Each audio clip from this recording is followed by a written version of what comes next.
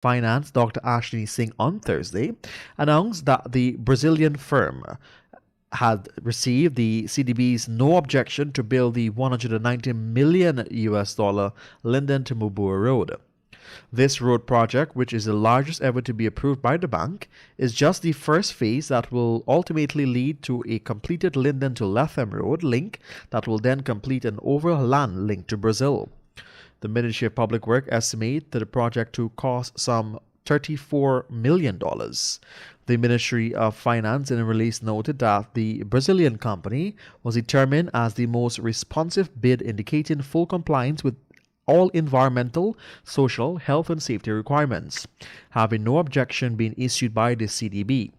The next step will be for the government to engage in negotiations and conclude a contract with the Brazilian company.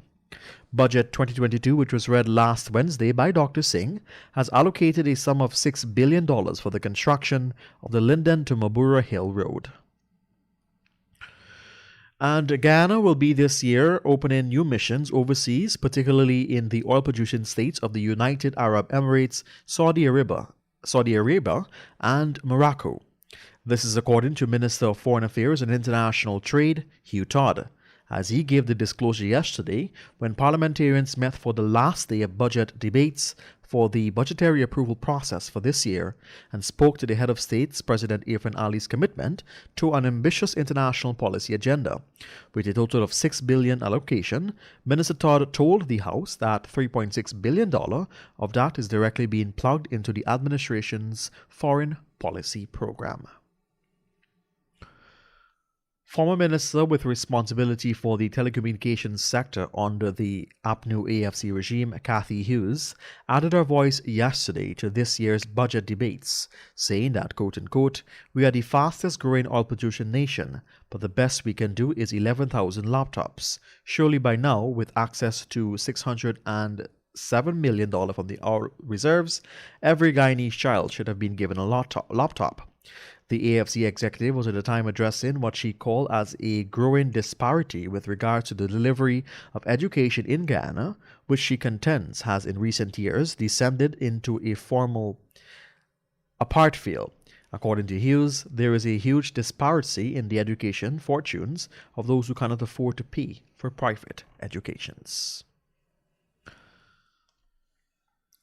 Leader of the Liberty and Justice Party, Lennox Schumann, representative of the joinder list in the National Assembly, has reported threats that made against him in the House, allegedly by Vice Chairman of the PNCR, Vince Roy Jordan. A report that is yet to be seen action taken by the Guyana Police Force. Schumann, who also serves as Deputy Speaker of the National Assembly, gave the damning report to the House yesterday as he roasted and deliberately disassociated himself from the members of Parliament of the APNU AFC coalition. The Deputy Speaker in his presentation to the budget debate sought to use the opportunity to clarify his deliberate attempts to dissociate himself and party from the APNU AFC members of Parliament. To point of physically reallocating himself in the dome of the Artichoke Convention Centre, where parliamentarians is being held temporarily, lambasting the coalition opposition further for their performance during their time in office, Schumann was adamant that the nation owes gratitude to former Member of Parliament Charandas Prasad for his actions in December 2019. He was at the time making reference to Prasad's vote against his government in a no-confidence motion that toppled the then David Granger-led administration.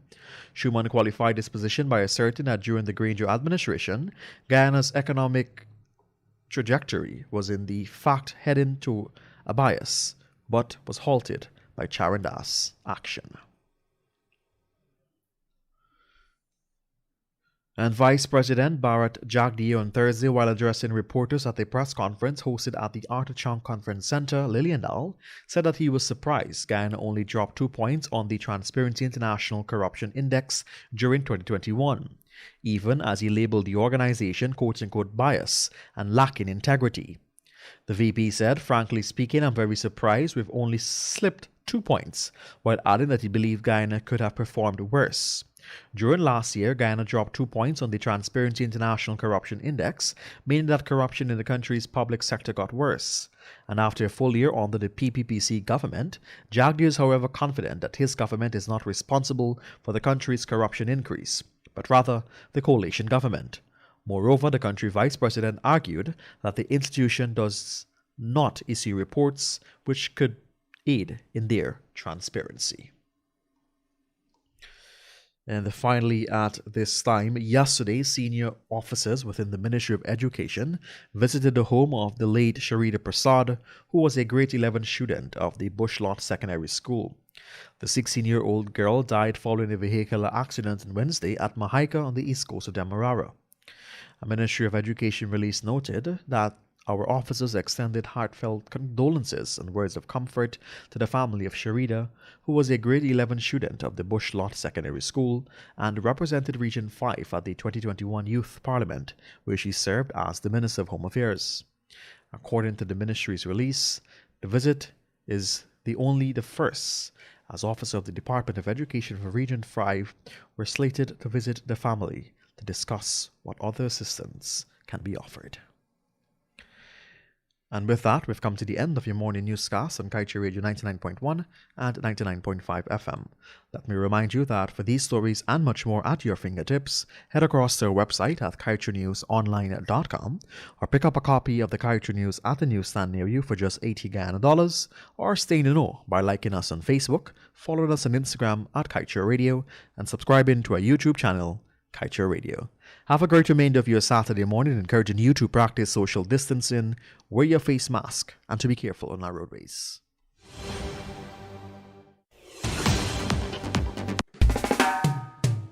And that's the news of the moment. Remember to get the full details of these stories, pick up a copy of the Kaieteur News. And don't forget, you can catch us on the MyTuner app as well as the Radio Garden app. You can also keep up to date by liking our Facebook page at Kaieteur Radio and subscribing to our YouTube channel, Kaieteur Radio Livestream. Oh, also catch our stream at www.kaieteurnewsonline.com/radio. Fellow citizen, Yellowtail the Fort project can bring about a change that all Guyanese can have a brand new car and a house at the very least in the first few years of this project. But do the leaders care for you enough to do it for us? Brothers and sisters, as the owners of this massive oil wealth, you people are too silent while the foreigners, along with your leaders, are getting richer by the day with your oil. Both governments continue to issue permits from one oil project to another without correcting this highway robbery committed against this nation. Permits for Liza 1, 2, and 3 were given on a platter for the oil companies to continue their thievery of our wealth. Time is running out for the audit of $20 billion from those 3 projects. Brothers and sisters, instead of Vice President Jagdeo focusing on doing the audit that can save Guyana billions of dollars, Jagdeo is running full speed ahead to approve another $10 billion oil project.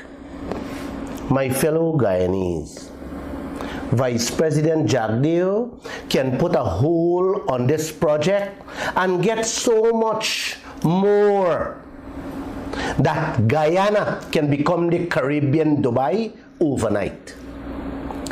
He can stop Guyana from paying billions in exploration costs now. He can install the ring fencing provision now to save Guyana billions of dollars. He can demand that ExxonMobil and all the oil companies pay their rightful taxes. There you go again. Guyana can save billions in American dollars. He should ensure the decommissioning fund be held by Guyana, in Guyana, and not by ExxonMobil. He can demand higher penalties for that flaring that is going on. Bharat Jagdeo, brothers and sisters, can remove all that high interest rates taken on loans by the oil companies to which me and you have to repay through our oil. He can remove that 2-year time limit Exxon set to check their books and bills right away with this fourth project.